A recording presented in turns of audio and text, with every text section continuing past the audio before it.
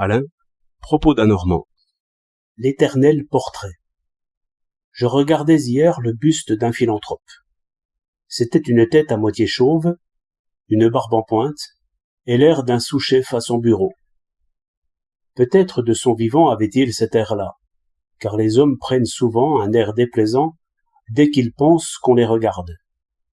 Et le sculpteur avait copié toutes les rides, ce qui fit dire peut-être à la famille et aux amis que c'était bien ressemblant. Tous ces témoins sont morts, et il nous reste un vilain bonhomme de marbre. Puisque l'on élève des statues, je voudrais une école où l'on enseignerait les règles de cet art, qu'il est facile de retrouver d'après les anciens.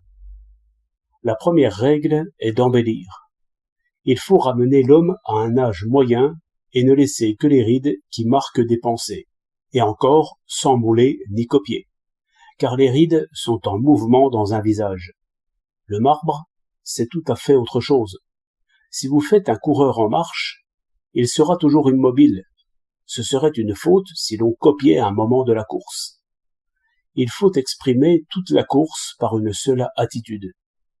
De même, il faut exprimer tous les mouvements d'un visage par des traits immobiles. On y arriverait peut-être, sans le chercher, par d'autres simplifications que je vais dire. D'abord, se délivrer de la mode, qui nous cache l'homme. Le faire au saut du lit. Donner à ses cheveux le mouvement naturel, et pour cela composer une des chevelures humaines. Il y a peut-être 10 mouvements naturels des cheveux. Il faudrait les étudier, les travailler d'avance, en marbre et en bronze. Il y a les cheveux d'Homère, les cheveux de Cicéron, les cheveux de Septime Sévère. Autant à dire pour les traits et pour la forme de la tête. Il y a un certain nombre de types.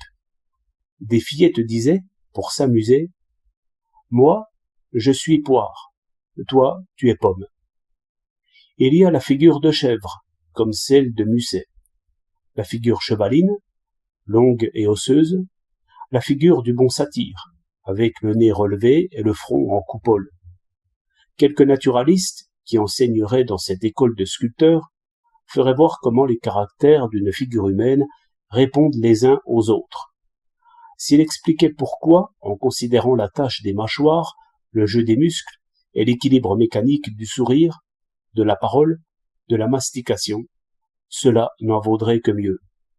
On créerait une dizaine de modèles humains. On retrouverait pour chacun le mouvement naturel de la barbe, les surfaces principales et la tache du cou par derrière qui, lorsqu'elle est juste, donne la vie et le repos à l'ensemble. On exposerait ces immortels sans nom, et chacun y choisirait son portrait. Ainsi, on aurait la vraie ressemblance et la vraie éternité d'un homme. Que reste-t-il d'un homme?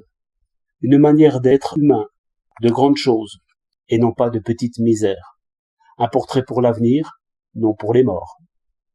Plus beau que l'homme, plus homme que l'homme. C'est l'expression qui nous trompe. On appelle expression l'air de chacun, qui le fait reconnaître.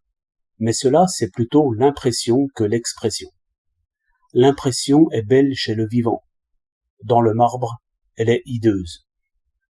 L'expression suppose un langage, quelque chose de commun et d'ordinaire, qui est pourtant de la beauté et de la puissance.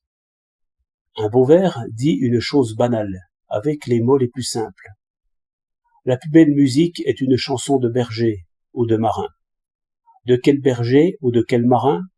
Que nous importe? Laissons pourrir ce qui est mort. Mais l'histoire gâte tout. Je suppose ici un art des portraits éternels.